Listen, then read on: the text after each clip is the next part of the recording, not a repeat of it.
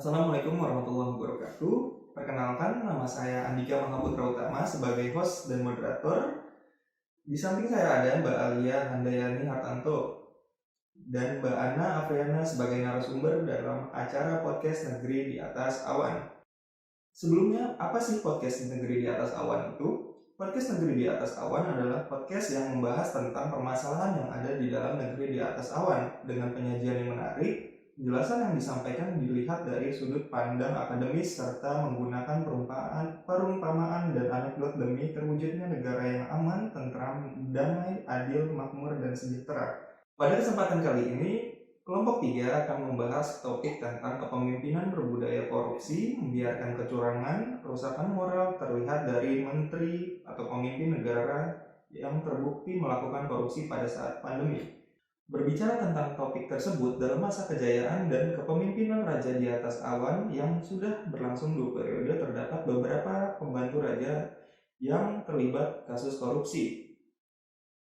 Penyalahgunaan kekuasaan pada negeri di atas awan tersebut, rendahnya kepercayaan publik kepada pemerintahan negeri di atas awan akibat moral dan integritas pemimpin negeri tersebut yang semakin merosot dalam kesulitan negara yang disebabkan force majeure. Pandemi COVID-19 adalah masalah serius dan prioritas yang perlu ditangani oleh pemimpin, dalam hal ini Raja Negeri di Atas Awan. Berkaitan dengan kondisi pandemi COVID-19, seolah-olah para pembantu Raja Negeri di Atas Awan tidak mengerti soal kepemimpinan, kekuasaan, moralitas, dan integritas. Hal ini menunjukkan sangat minimnya moral dan integritas pemimpin negara di atas awan tersebut yang seharusnya menjadi contoh dan wajah pemerintahan bagi rakyatnya. Sebelum kita membahas topik ini lebih lanjut, mungkin bisa dijelaskan dulu nih, sebenarnya apa sih pemimpin itu? Baik, mungkin kali ini saya akan coba menjelaskan pengertian tentang pemimpin. Pemimpin negeri di atas awan, yaitu raja, adalah orang yang memimpin kelompok 2 orang atau lebih, baik organisasi maupun keluarga. Raja negeri di atas awan dalam memimpin sebuah kerajaan harus memiliki beberapa kelebihan, yaitu yang pertama adalah kapasitas seperti kecerdasan, kewaspadaan, kemampuan berencana, atau verbal facility, keaslian dan kemampuan menilai. Yang kedua adalah prestasi, di mana dia mempunyai gelar kesarjanaan, ilmu pengetahuan, perolehan dalam olahraga, atletik, dan sebagainya. Yang ketiga adalah tanggung jawab, seperti mandiri, berinisiatif, tekun, ulet, percaya diri, agresif, dan punya hasrat untuk menjadi unggul. Yang keempat adalah partisipasi, yaitu aktif, memiliki sosialitas yang tinggi, mampu bergaul, kooperatif, atau suka bekerja sama, dan mudah menyesuaikan diri serta mempunyai rasa humor yang sangat tinggi. Yang kelima adalah status, yaitu memiliki kedudukan sosial ekonomi yang cukup tinggi dan populer serta tenar. Di samping itu, seorang pemimpin harus memiliki konsekuensi diri, di mana kepemimpinan atau leadership raja merupakan sifat-sifat yang harus dimiliki oleh seorang pemimpin yang dalam penerapannya mengandung konsekuensi diri si pemimpin tersebut. Antara lain, dia harus berani mengambil keputusan sendiri secara tegas dan tepat. Yang kedua, harus berani menerima resiko sendiri. Yang ketiga, harus berani menerima tanggung jawab sendiri. Dan selain itu, fungsi kepemimpinan dalam Raja Negeri di Atas Awan memiliki fungsi antara lain memprakarsai struktur organisasi, menjaga adanya koordinasi dan integrasi dalam organisasi supaya semuanya beroperasi secara efektif, merumuskan tujuan institusional atau organisasional, dan menentukan sarana serta cara-cara yang efisien untuk mencapai tujuan tersebut. Mungkin itulah pengertian daripada seorang pemimpin yang bisa diterapkan dalam kerajaan tersebut sehingga mencapai puncak kejayaannya bisa bertahun-tahun. Baik, berarti selain dari kecerdasan, pemimpin juga harus memiliki rasa bertanggung jawab. Dari fenomena yang ada, pemimpin saat ini kurang memiliki rasa bertanggung jawab sehingga mempengaruhi dalam pengambilan keputusan yang tepat. Nah, selanjutnya apakah ada syarat dalam kepemimpinan atau kapasitas kepemimpinan itu sendiri? Kalau sebagai syarat kepemimpinan itu kita tahu ya, memimpin suatu negara itu tidaklah mudah ya, dengan kompleksitas 1001 masalah itu pasti ada ya, apalagi di negeri di atas awan tercinta kita ini ya. Jadi menurut saya seorang pemimpin itu harus memiliki syarat kepemimpinan, seperti satu, dia memiliki keutamaan, keunggulan, dan dia bisa mengatur pengikut-pengikutnya. Selain itu dia harus memiliki unsur-unsur kecerdasan seperti IQ atau intelligence question atau kecerdasan intelektual. Yang kedua EQ, emotional question, itu kecerdasan emosional. Yang ketiga adalah SQ, spiritual question atau kecerdasan rohaniah, di mana kecerdasan intelektual itu dan kecerdasan intelektual, emosional, dan rohaniah itu harus saling berkaitan dan saling menguatkan satu sama lain. Dalam unsur-unsur tersebut, pemimpin itu harus memiliki 3 skill yang harus dikuasai. Satu, technical skills, di mana technical skill itu di mana seorang pemimpin itu harus menguasai SOP ya, ataupun bagaimana mengelola suatu organisasi. Jadi dalam arti technical skill ini, seorang pemimpin harus mengerti bagaimana mengelola, memanajemen, dan mengarahkan si pengikut-pengikut organisasi tersebut agar mencapai tujuan yang sama. Yang kedua,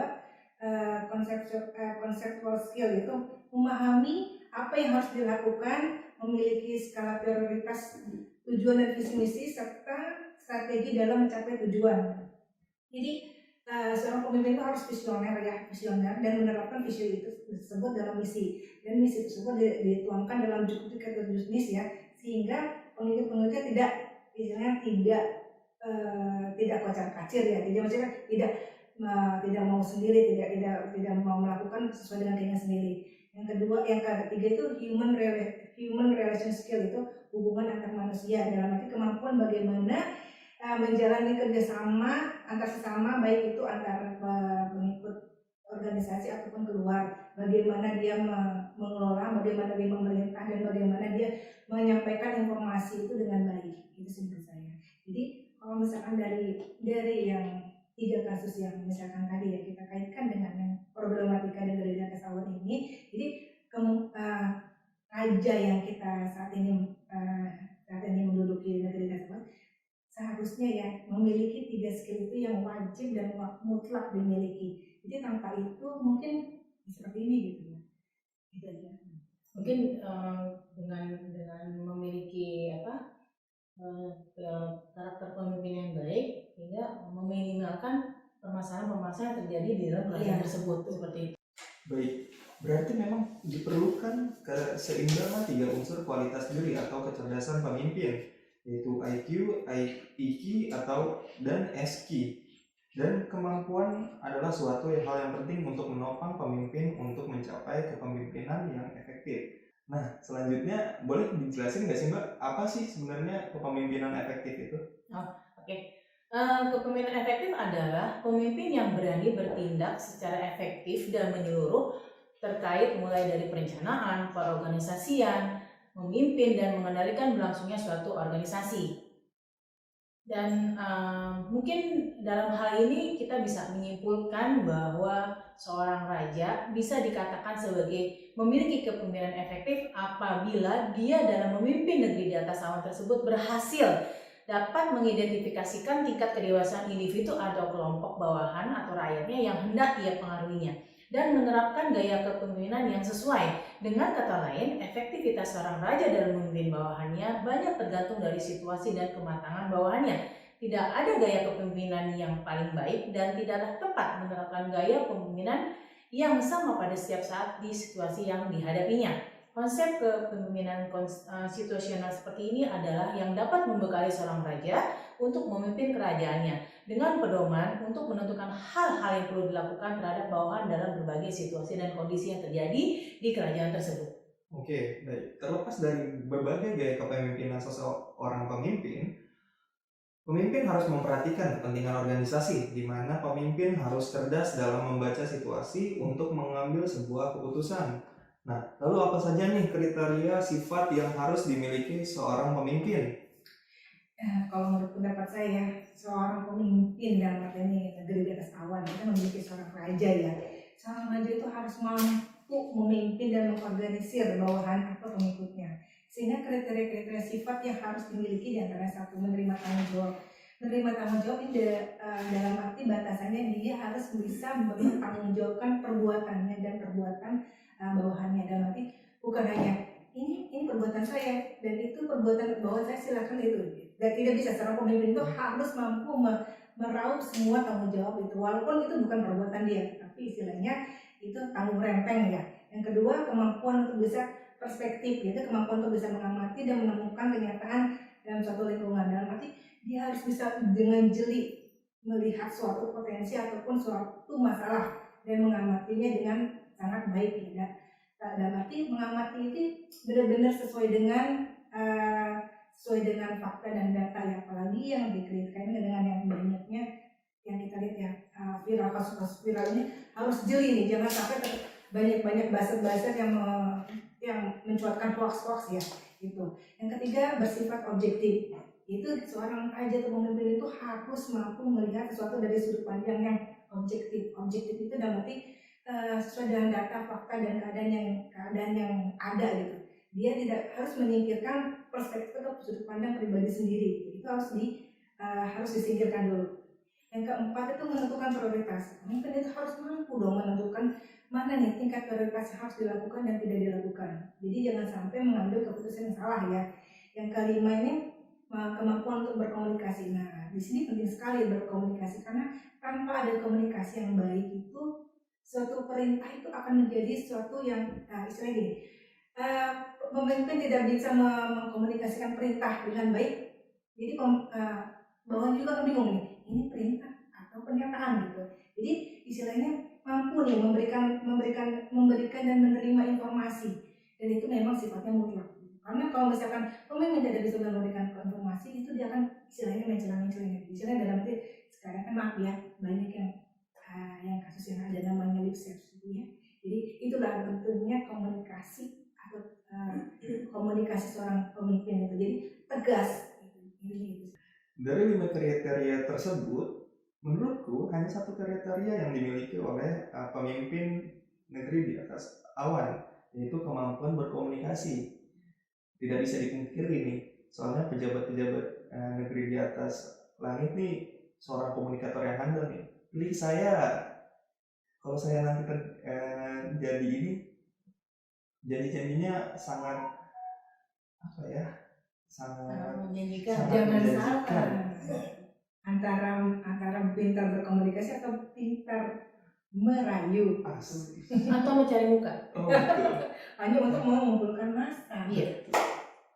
Oke. Setelah mengetahui apa itu pemimpin dan kepemimpinan, selanjutnya apakah ada dasar-dasar pengambilan keputusan untuk seorang pemimpin? Tentu ada gitu, karena yang namanya seorang pemimpin, yaitu dalam hal ini raja negeri di atas awan, dia harus mempunyai parameter-parameter dalam mengambil keputusan, di mana pengambilan keputusan yang dilakukan oleh raja tersebut dalam memimpin kerajaannya adalah sebuah langkah yang harus dilakukan untuk memecahkan masalah-masalah yang selalu timbul setiap hari, setiap saat. Dan dasar pendekatan dari pengambilan keputusan ini antara lain, satu, intuisi atau perasaan, di mana perasaan ini adalah sifatnya subjektif sehingga mudah terkena pengaruh dan mengandung beberapa kelemahan dan kelebihan. Yang kedua adalah pengalaman. Orang yang memiliki banyak pengalaman tentu akan lebih matang dalam membuat keputusan, akan tetapi peristiwa yang lampau tidak mungkin akan sama dengan saat ini. Yang ketiga adalah fakta. Fakta adalah memberikan keputusan yang sehat, solid, dan baik. Dengan fakta, tingkat kepercayaan lebih tinggi sehingga orang dapat menerima keputusan yang dibuat itu dengan rela dan lapang dada. Kemudian yang keempat adalah wewenang, di mana wewenang itu dilakukan oleh pemimpin terhadap bawahannya atau yang lebih tinggi kedudukannya kepada orang yang lebih rendah kedudukannya. Pengambilan keputusan berdasarkan wewenang ini memiliki kelebihan dan kekurangan. Kemudian yang kelima adalah logika atau rasional. Keputusan bersifat objektif, logis, lebih transparan dan konsisten untuk memaksimalkan hasil atau nilai dalam batas kendala tertentu sehingga dapat dikatakan mendekati kebenaran atau sesuai dengan apa yang diinginkan. Dalam hal ini ada beberapa hal yang perlu diperhatikan, yaitu kejelasan masalah, orientasi tujuan, di mana kesatuan pengertian tujuan yang ingin dicapai oleh kerajaan tersebut. Kemudian pengertian alternatif di mana seluruh alternatif diketahui jenisnya. Mungkin itulah dasar-dasar pengambilan keputusan yang harus dilakukan oleh seorang raja dalam memimpin negeri di atas. Lalu bagaimana cara mencegah hal-hal yang tidak diinginkan atau hal yang tidak baik dalam organisasi? Menurut pendapat saya dari konteks dari permasalahan negeri di atas awannya seorang pemimpin itu salah satu kasusnya tadi kan adanya korupsi yang menimbulkan kerugian negara dan adanya istilahnya sehingga pemimpin ini harus cepat-cepat melakukan evaluasi dan monitoring ya secara komprehensif dalam arti suatu organisasi ini dan suatu pemimpin ini dikatakan baik dan ideal itu harus memiliki nilai-nilai kepemimpinan. Jadi yang tadi dijelaskan Mbak Elia ya terkait dari cara pengambilan keputusan segala macam. Nah, nanti bagaimana tadi cara mengambil keputusan segala macam itu akan berguna dalam bagaimana sih seorang raja yang raja di atas ini untuk mengendalikan organisasi dan untuk mengukur kinerja dari bawahannya dan arti ini kan ada dan segala macamnya ya. Jadi untuk mengukur kinerja ini bagaimana sih? Kita kan punya namanya disebut pengukuran kinerja pegawai ya. Yang kita tahu adalah KPI atau Key Performance Indicator. Key Performance Indicator ini sudah banyak pengetahuan yang membahas ya kita ini merupakan salah satu indikator penting yang memberikan informasi perihal tentang kinerja dari individu suatu organisasi. Nah dari KPI ini sebagai tolak ukur dari pemimpin bagaimana yang bersangkutan tadi bahwa ini jika memang dia sudah terkait masalah itu berarti KPI ini tidak baik ya. Nah mungkin itu kan bisa dijadikan dasar dari pemimpin kita untuk melakukan pergantian bawahan dan pergantian mereshuffle ya semacam itu ya mereshuffle bawahan yang memang tidak baik karena kan menteri raja ini kan suatu aktor publik ya dia sebagai aktor publik yang dia sebagai ya contoh panutan. Jadi kalau panutannya tidak baik itu akan mencoreng sejarah raja itu. Mengapa seorang organisasi perlu melakukan evaluasi dalam key performance indicator organisasi tadi sih Mas. Oke, mungkin berkaitan dengan KPI tersebut berarti artinya seorang raja dia sudah mempunyai parameter-parameter ataupun dasar-dasar untuk menentukan sebuah KPI tersebut. Wajib, karena gitu. KPI itu harus ditentukan. Oke. Dan nanti itu kan harus dilaksanakan oleh bawahannya. Dan bawahannya itu harus melaksanakan sesuai dengan KPI yang sudah ditentukan. Dan apabila tidak tercapai, artinya kinerjanya akan kurang baik. Ya, jadi dalam KPI itu ada dua kategori. Ada dua kategori istilahnya, satu punishment dan reward ya istilahnya. Kalau misalkan dia melakukan tidak sesuai dengan tolak ukur organisasi, maka dia akan mungkin mendapatkan punishment. Mungkin ada pemberhentian atau pergeseran jabatan atau dan sebaliknya nih. Misalkan dia sudah sesuai dengan target ataupun target yang sesuai dengan tetapkan organisasi, maka dia akan mendapatkan reward. Apakah itu kenaikan jabatan ataukah kenaikan salary atau kenaikan jabatan, itu kan tergantung dari raja yang akan memutuskannya. Oh gitu. Dan mungkin nggak kalau seandainya misalnya target itu tidak tercapai, itu akan menjadi tanggung renteng dari atasan kepada bawahannya? Pasti. Jadi gini, kalau misalkan KPI itu tidak tercapai dari satu individu ya, itu yang salah siapa? Bukan individunya sendiri, tapi seorang pemimpin. Kenapa? Berarti pemimpin itu tidak mampu mengorganisir bawahannya, tidak mampu mengcoaching bawahannya bagaimana si bawahannya itu agar mencapai tujuan bersama. Jadi kalau misalkan ada pegawai atau pegawai bawahan dari seorang pemimpin itu yang tidak mencapai target ataupun jauh sekali dari harapan, itu bukan pure 100% kesalahan dari si pegawai atau pengikutnya tersebut. Dan misalkan ya, kalau misalkan dalam arti KPI itu kan bukan hanya bagaimana kalau ukur tercapainya organisasi, tapi dia bagaimana dia mengelola pekerjaannya agar terlaksana dengan baik. Kalau misalkan pemimpin tidak bisa memonitoring, mengevaluasi bagaimana implementasinya dan bagaimana memonitoringnya, mungkin semuanya akan istilahnya loss dari tujuan organisasi. Nah, pentingnya di sini gitu. Jadi KPI itu penting ya, tapi KPI itu bukan satu-satu misalnya itu berlangsung untuk sepanjang masa, enggak juga gitu. Itu akan dievaluasi kembali karena harus mengikuti perkembangan perkembangan dan kondisi saat ini ya. Iya, apalagi sekarang kan kita lihat yang negeri di atas awan kita nih bukan keadaan yang baik-baik saja gitu. Ini KPI yang mungkin dulu, apalagi sekarang udah mau akhir 2021 nih ya. Tentu pemimpin-pemimpin negeri di atas sana harus memberikan tolak ukur dan mengevaluasi KPI yang selama satu periode ini berlangsung. Apalagi misalnya nanti kedua periode, ketiga periode, nah itu harus dievaluasi sedemikian rupa dan jangan sampai ya keputusan-keputusan tadi Mbak Arya jelaskan ya, jangan hanya berdasarkan intuisi boleh dipakai, tapi itu butuh pengalaman, istilah pengalaman yang matang dan kedewasaan berpikir, tidak mudah dipengaruhi oleh banyak yang faktor ya. Berarti mungkin saya bisa melihat bahwa seorang raja negeri atas awan itu ketika dia melihat ada seorang bawahannya tidak mencapai target yang memang sudah ditentukan, artinya yang harus dilakukan oleh seorang raja itu adalah mungkin melakukan pembinaan terhadap bawahan tersebut, dan menunggu kepada bawahan tersebut supaya mereka meningkatkan efektivitas kinerjanya agar tercapai apa yang sudah ditetapkan dalam KPI. Betul. Seperti itu. Jadi kalau negeri di atas itu jangan sampai keputusan itu sepihak ya. Ya. Sebelum mengambil keputusan istilah final, raja kita itu wajib melakukan coaching dulu. Ya. Memanggil bawahannya. Kenapa? Melakukan edukasi, melakukan coaching, maksudnya ayo mensupport dia apa yang harus dibutuhkan. Jangan sampai raja ini ya bedanya kan raja ya, seorang pemimpin dan seorang leader kan beda ya gitu ya. Tapi seorang pemimpin dan seorang leader baiknya ini kalau misalkan harapan saya sebagai warga sih raja ini sebagai leader juga hanya memerintah gitu, memerintah 1, 2, 3 dan tidak ada tolak ukur. Itulah intinya. Nah, masalah.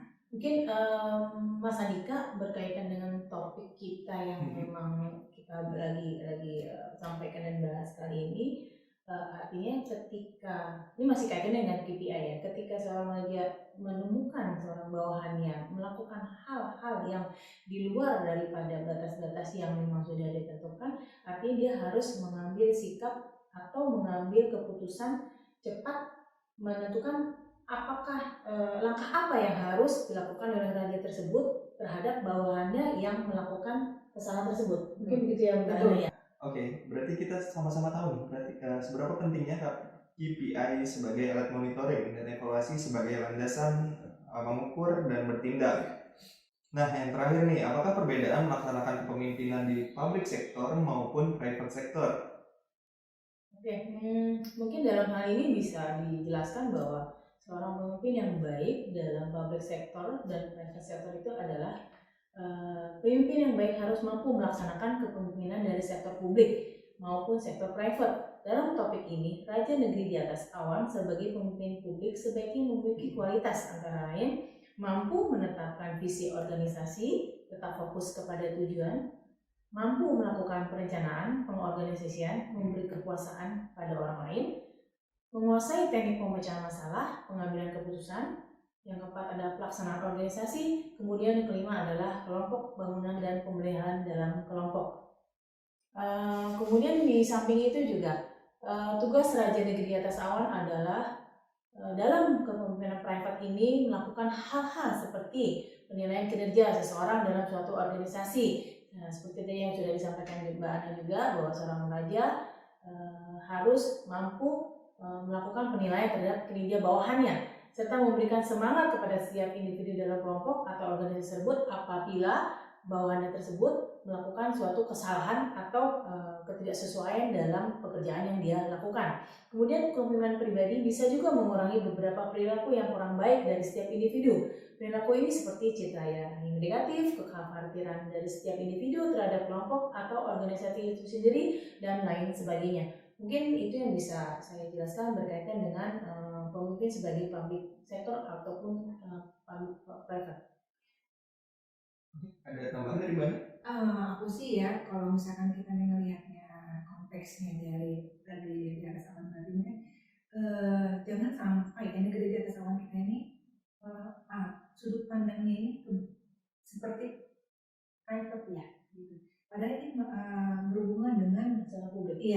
masalah publik, kepentingan masyarakat banyak, kepentingan Indonesia Raya. Jangan sampai nih istilahnya memprivatisasi organisasi-organisasi tertentu ataupun kelompok-kelompok tertentu. Dan nanti jangan sampai menspesialisasikan organisasi tertentu, golongan tertentu, tetapi mengorbankan rakyat banyak itu. Jangan sampai keputusan-keputusan yang ada diambil nanti, apakah nanti raja nanti memutuskan bagaimana ya? Karena dari lihat dari sudut pandang ini, jangan sampai terlalu cenderung ke private sector gitu sih. Artinya mungkin dalam arti yang lebih simpel adalah bahwa seorang raja jangan mendahulukan kepentingan pribadi di atas kepentingan golongan atau kelompok. Oke, sedikit kesimpulan dari topik diskusi kita kali ini, di mana melihat dari fenomena permasalahan kepemimpinan negeri di atas langit, di dalam seorang pemimpin perlu adanya tanggung jawab, keseimbangan dalam 3 unsur kualitas diri atau kecerdasan, kemampuan, kecerdasan membaca situasi sehingga tercapainya kepemimpinan yang efektif untuk memiliki keputusan terbaik demi tercapainya tujuan organisasi. Sekian podcast Negeri di Atas Awan, dan terima kasih untuk para pendengar. Saya Andika Mahaputra sebagai moderator, Dan Alia Handayani Hartanto sebagai narasumber. Dan Analfiana sebagai narasumber. Terima kasih. sampai jumpa di episode selanjutnya. Assalamualaikum warahmatullahi wabarakatuh. Waalaikumsalam warahmatullahi wabarakatuh. Ya Allah.